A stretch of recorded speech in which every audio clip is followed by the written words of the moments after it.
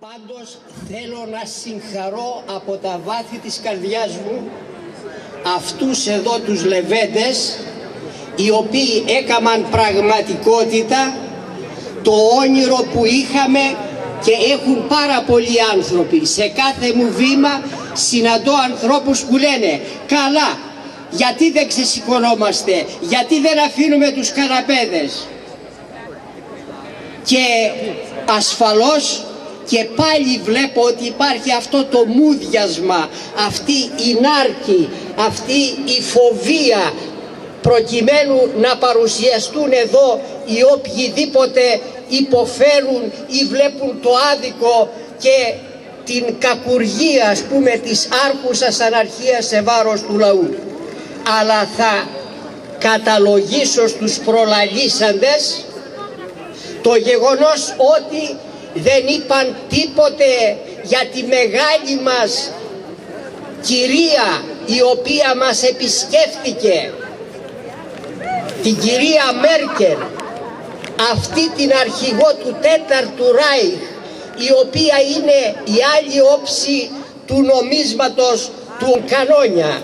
Δεν έχουν τάγκς, δεν έχουν αεροπλάνα, έχουν όμως τον οικονομικό παράγοντα και έχουν εδώ πέρα στον τόπο μας τους γερμανοτσολιάδες τους εφιάλτες, τους προδότες, οι οποίοι και αποφασίζουν και διατάσσουν ό,τι θέλουν τα αφεντικά τους, ό,τι θέλει η κυρία Μέρκελ.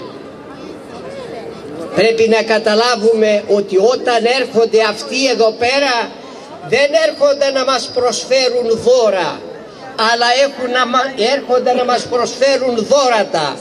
Είναι εχθροί μας και απόδειξη του γεγονότος ότι είναι εχθροί μας αποτελεί το γεγονός ότι όταν έρχεται η κυρία Μέρκελ πρέπει να ερημώσει η Αθήνα, διότι αισθάνονται οι προδότες και οι εφιάλτες που οι οποίοι μας διοικούν, αισθάνονται ότι το μίσος του λαού εναντίον αυτών των κακούργων είναι τέτοιο ώστε αν τους αφήσουν να πλησιάσουν λίγο προς το κέντρο της Αθήνας, ίσως και να μην μπορέσουν να τους συγκρατήσουν. Και βέβαια η καγκελαρία, λέει, των Γερμανών έδωκε θα λέγαμε μια προειδοποίηση, έναν πρόλογο του τι ήρθε να μας φέρει αυτή η θανάσιμη εχθρός μας ερχόμενη εδώ στην Ελλάδα. Θα φροντίσει, λέει, θα στηρίξει την κυβέρνηση προκειμένου να συνεχίσει τη λιτότητα. Και τι σημαίνει λιτότητα? Σημαίνει συνέχιση της ανεργίας για τα εκατομμύρια των Ελλήνων. Σημαίνει συνέχιση των σχετικά με τα σπίτια του να πάρουν των ολοένα και περισσότερων αστέγων να πολλαπλασιάζονται, και ακόμη σημαίνει συνέχιση της απόγνωσης και της απελπισίας των Ελλήνων σε τρόπον ώστε να έχουμε αυτή, θα λέγαμε, την πλημμυρίδα των αυτοκτονιών οι οποίες μαστίζουν τον ελληνικό λαό. Ώστε λοιπόν δεν επέτρεψαν στον ελληνικό λαό να καλωσορίσει την κυρία Μέρκελ, γιατί όπως είπαμε διαισθάνονται τη μεγάλη αγάπη την οποία τρέφει ο ελληνικός λαός για αυτή την κυρία. Θέλω όμως, επειδή βρισκόμαστε στις παραμονές της Μεγάλης Βδομάδας, να σας πω και λίγα έτσι παπαδίστικα. Βέβαια αυτά τα παπαδίστικα θα τα συντεριάσουμε με την επικαιρότητα την τωρινή. Θα ακούσουμε την Κυριακή το βράδυ σε ένα ωραιότατο τροπάριο, ιδού αναβαίνομεν εις Ιεροσόλυμα και ο Υιός του ανθρώπου παραδοθήσεται της αρχιερεύσει και γραμματεύσει. Ποια είναι τα Ιεροσόλυμα? Ποια είναι τα Ιεροσόλυμα? Είναι η πρωτεύουσα των συγκρούσεων. Είναι η πρωτεύουσα όπου συγκρούονται οι μεγάλες θρησκείες, οι μονοθεϊστικές, ο χριστιανισμός, ο Ισλαμισμός και βέβαια η εβραϊκή θρησκεία. Αλλά μεταφορικά η Ιερουσαλήμ είναι ο χώρος στον οποίο συγκρούονται τα μεγάλα συμφέροντα. Και ποιος είναι ο Υιός του ανθρώπου στη σημερινή συγκυρία? Είναι ο Χριστός που ξανασταυρώνεται. Και ο Χριστός που ξανασταυρώνεται είναι οι ελάχιστοι αδελφοί του Χριστού. Και ποιοι είναι αυτοί? Είναι αυτοί τους οποίους προαναφέραμε. Είναι οι άνεργοι, τα εκατομμύρια των ανέργων. Είναι οι χιλιάδες των αστέγων. Και είναι ο μισός περίπου ελληνικός πληθυσμός, ο οποίος βρίσκεται κάτω από το όριο της φτώχειας. Και όπως είπαμε πρωτήτερα, η κυρία Μέρκελ ήρθε να εγγυηθεί ότι το καθεστώς αυτό, το βάρβαρο, το κακουργηματικό καθεστώς, οπωσδήποτε θα συνεχιστεί. Αλλά είπαμε και το εξής, ότι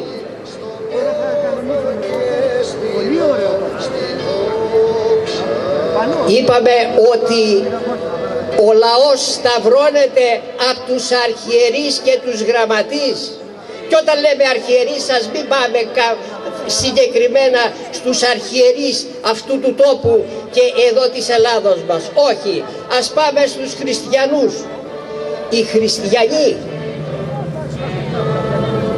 δυστυχώς έχουν συμμαχίσει με το κεφάλαιο.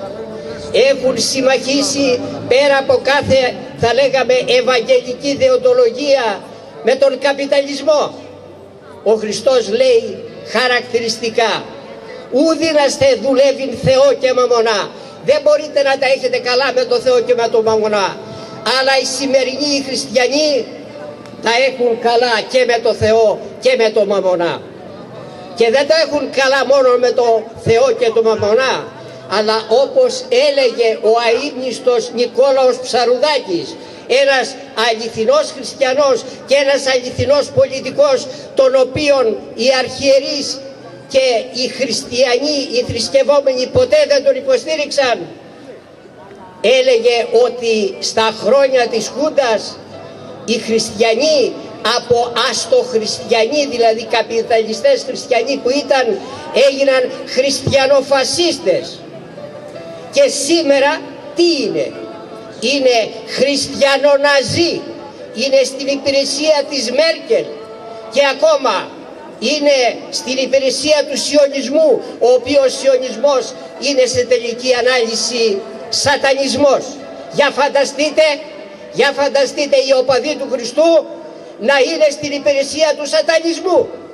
Δυστυχώς αυτή είναι η πραγματικότητα και τους συμπαραστέκονται βέβαια και οι ιερείς μας και οι αρχιερείς μας και αυτοί στην υπηρεσία του σατανισμού.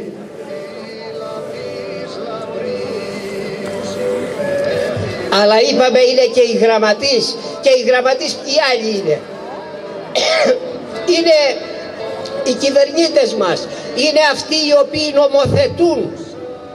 Και οι οποίοι τι νομοθετούν? Δεν το ξέρουμε κάθε φορά. Τι νομοθετούν με τα μνημόνια, τι νομοθετούν με τα διάφορα μακροπρόθεσμα και όπως αλλιώς και οποιοδήποτε άλλο θα λέγαμε τίτλο τους δίνουν. Είναι αυτοί που νομοθετούν την καταστροφή της πατρίδος μας και τη γενοκτονία του ελληνικού λαού.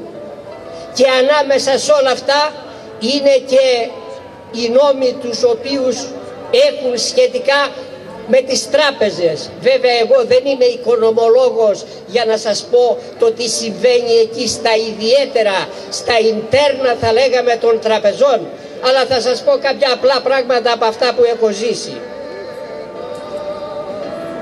Παλιότερα όταν κάποιος κατέθετε στην Εθνική Τράπεζα για παράδειγμα ένα ποσό, μετά έπαιρνε κάποια ψίχουλα τόκου. Στη συνέχεια όμως τι έκαναν? Δεν έδιναν τόκο, και όχι μόνο δεν έδιναν τόκο, αλλά όποιος είχε χρήματα στην τράπεζα έπρεπε να πληρώνει για τη φύλαξη των χρημάτων αυτών. Οπότε ο Λαουτζίκος είπε, γιατί να τα έχω εκεί πέρα και να πληρώνω. Τα έβαλε κάτω από το στρώμα του και έκαμε κομπόδεμα. Για να του πάρουν όμως οι λίσταρχοι αυτή το κομπόδεμα, ο αξιότιμος αυτός κύριος Σιμίτης, που είναι ο ιδρυτής της Ελιάς, λέει, αυτού του κόμματος της Ελιάς τώρα, που είναι ένας από τους ιδρυτές, εφεύρε την επιχείρηση του χρηματιστηρίου. Τρέξτε, τους είπε, βάλτε τα χρήματά σας στο χρηματιστήριο για να πλουτίσετε. Και ο απατεώνας αυτός, εν γνώση του, όχι 100%, εκατομμύρια στα 100, οδήγησε τον ελληνικό λαό σε αυτή την φοβερή παγίδα, ώστε να μην αφήσουν στο λαό καμία, θα λέγαμε, οικονομική αιχμάδα. Και στη συνέχεια τι έκαναν? Ήρθαν τα περίφημα δάνεια, καταναλωτικά, στεγαστικά, πάρε κόσμε όσα θέλεις. Και ήταν και οι λεγόμενες πιστωτικές κάρτες με φοβερά μεγάλο, θα λέγαμε, επιτόκιο, έτσι ώστε να παγιδευτεί ο λαός μέσα σε αυτό το καθεστώς, θα λέγαμε, της χρεοκρατίας. Και στη συνέχεια τώρα, μετά, θα λέγαμε, τον Κώστα τον Καραμαλή, μετά αυτόν τον μεγαλύτερο προδότη στην ελληνική ιστορία, τον Γιωργάκη μας, ήρθε το θέμα της ανακεφαλοποίησης. Δηλαδή τα χρήματα του ελληνικού λαού, του κράτους, δόθηκαν στις τράπεζες και αυτές με τον τρόπο τους τα φυγάδευσαν προς τα έξω, σε τρόπο ώστε να μπορούν όταν θελήσουν να τα ιδιοποιούνται. Και βέβαια στη συνέχεια, όπως είπαμε πρωτήτερα, από το Γιωργάκη μας και ντεύθεν, Γεωργιάκης, Παπαδήμος, Αντωνάκης, τι έκαναν όλοι αυτοί? Αυτοί φρόντισαν να ακροτηριάσουν, αυτοί οι προκρούστες ακροτηρίασαν τους μισθούς και τις συντάξεις του λαού, και από το άλλο μέρος πολλαπλασίασαν τη φορολογία, την εξαπλασίασαν, λένε κάποιοι ειδικοί σε αυτά τα θέματα, έτσι ώστε ο λαός να μην μπορεί να αντεπεξέλθει. Και εδώ ακριβώς είναι η παγίδα την οποία έστησαν σε αυτούς που πήραν στεγαστικά δάνεια, για να μπορούν να τους κατάσχουν τα δάνεια. Και είναι ακριβώς αυτό το θέμα για το οποίο μίλησε πρωτήτερα ο Νίκος ο Καψέλας, και είναι θαυμάσια η συμμετοχή του κόσμου και εδώ των Αγρινιωτών αλλά και εκεί των Μεσολογγιτών, και αυτό το κίνημα θα πρέπει να εξαπλωθεί σε όλη, θα λέγαμε, την Αιτωλοκαρνανία. Μη σας επηρεάζει το γεγονός ότι εδώ αυτή τη στιγμή άντε να είναι 15-20 άτομα, όχι, είναι πάρα πολλοί αυτοί οι οποίοι συμμετέχουν σε αυτή την προσπάθεια. Βέβαια, όπως λέμε συνήθως και όπως ακούμε να λένε, τι θέλατε να σας κάνουν και αυτοί οι πολιτικοί? Άνθρωποι είναι, έκαναν λάθη? Όχι. Όλα δείχνουν ότι έχουν σχέδιο καταστρωμένου εδώ και πολλά χρόνια για τη γενοκτονία του ελληνικού λαού και την καταστροφή της Ελλάδας. Και εδώ είναι το θλιβερό που βλέπουμε και παρατηρούμε, ότι παρόλα αυτά, παρόλο ότι απειλείται η ύπαρξή μας ως λαού και ως χώρας, εντούτοις όμως εξακολουθούμε να παραμένουμε αδρανείς, θα λέγαμε, και κοιμισμένοι. Και βέβαια θα πει κάποιος, τι να κάνουμε? Τι έκαναν οι Μεσολογγίτες όταν τους πολιορκούσαν από τη μια, ο Ιμπραήμ με τον άλλον τον Κιουταχή, δεν θυμάμαι και εγώ ακριβώς ποιοι ήταν? Τι έκαναν? Έκαναν την περίφημη έξοδο. Έκαναν την περίφημη έξοδο, διότι εκεί μέσα που βρίσκονταν δεν υπήρχε καμιά δυνατότητα να επιβιώσουν. Έφαγαν γάτες, έφαγαν ποντίκια, δεν υπήρχε ελπίδα πλέον. Το ίδιο να κάνουμε κι εμείς. Και βέβαια θα πει κάποιος, πού να πάμε? Πού να πάμε? Εκεί στο συμβούλιο που είχε γίνει για την έξοδο του Μεσολογγίου, όταν ετέθη το θέμα πού θα πάνε, ο Θανάσης, λέει, Ραζικότσικας, τους είπε, θα πάμε στο δρόμο του Θεού. Αυτό πρέπει να κάνουμε κι εμείς. Να πάμε στο δρόμο του Θεού. Όλοι οι άλλοι δρόμοι, όλους τους άλλους δρόμους τους δοκιμάσαμε και είδαμε ότι είναι δρόμοι απάτης, είναι δρόμοι διέξοδοι, οι οποίοι δεν οδηγούν πουθενά, και όχι μόνο δεν οδηγούν πουθενά, αλλά μας οδηγούν κατευθείαν στην καταστροφή. Να εγκαταλείψουμε λοιπόν τα Σόδομα και τα Γόμορα, του Αντωνάκη και του Βαγγέλαρου, αυτή τη σκύλα και αυτή τη χάριβδη της Νέας Δημοκρατίας και του Πασόκ, και να καταψηφίσουμε στις επόμενες ευρωεκλογές και στις δημοτικές και περιφερειακές εκλογές αυτούς που σχετίζονται με αυτούς τους μεγάλους απατεώνες και προδότες, μέχρι θα λέγαμε εσχάτων, να τους καταψηφίσουμε, να μαυρίσουμε αυτούς που έκαναν μαύρη τη ζωή μας και την κάνουν όλο ένα μαυρότερη και μας οδηγούν στον όλεθρο. Δεν θέλω να σας κουράσω περισσότερο. Σας εύχομαι καλή Μεγάλη Εβδομάδα, καλή Ανάσταση και καλή Επανάσταση και καλή Λευτεριά. Επανάσταση όχι με μαχαίρια και με τσικούρια, όχι με λοστούς και άλλα τέτοια σύνεργα, αλλά επανάσταση με την συμπίκνωση, την συνένωση όλων των δυναμεών μας, διότι όταν είμαστε ενωμένοι μπορούμε να καταφέρουμε θαύματα. Ευχαριστώ που είχατε την καλοσύνη και την υπομονή να με ακούσετε. Καλή σας νύχτα, καλή Λευτεριά, καλή Ανάσταση.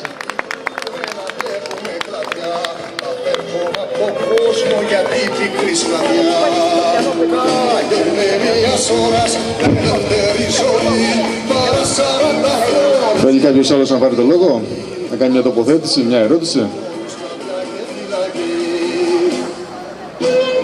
Σας ευχαριστούμε πάρα πολύ που παραβρεθήκατε στην εκδήλωσή μας και αντέξατε και το κρύο που κάνει σήμερα. Και ιδιαιτέρως ευχαριστούμε αυτούς που συνεισέφεραν κάποια τρόφιμα για να τα δώσουμε σε ανθρώπους που βρίσκονται σε πολύ δύσκολη κατάσταση. Η Παρασκευή των κινημάτων θα συνεχιστεί. Θα υπάρξουν και άλλες πολλές Παρασκευές μέχρι να ενωθούν όλοι οι αγωνιζόμενοι άνθρωποι σε αυτή την πόλη. Όλος ο αγωνιώτικος λαός. Καλή δύναμη και καλό σας βράδυ.